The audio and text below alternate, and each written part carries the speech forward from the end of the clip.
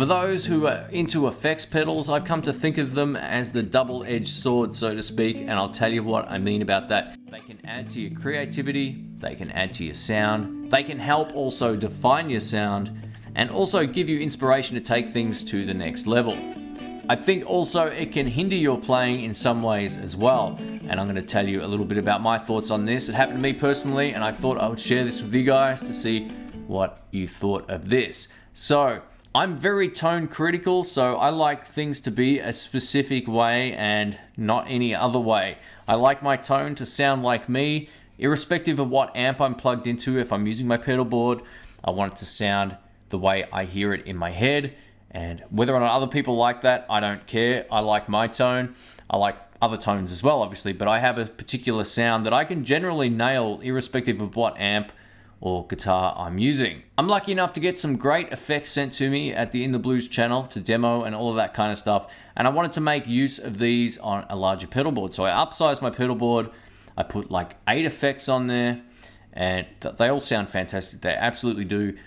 It's a great pedal board, but it's huge. So I've got more stuff than I'm used to. So I tended to sort of tap on this, tap on that, you know, see what happens when I put these 2 pedals on. And this was going on live, and what I found out was I wasn't really focusing on my playing or what was going on around me. I was more concerned about my tone.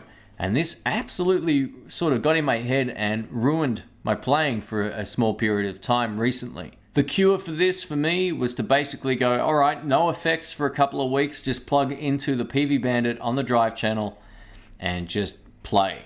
Forget about the stomping, be forced to play and listen and dig in and do everything with my hands as opposed to relying on tap dancing on the floor. As I mentioned earlier, effects pedals will add to the vibe of a live gig, and they can take you playing to different places, as well as add texture and color, all of that kind of thing. But they can also work against you if you're not familiar with them. So basically, if you're gonna go out playing live, know exactly what this stuff will do before you do it. If you've got an important gig coming up and you want to change everything on your pedal board, my suggestion is don't do it until after.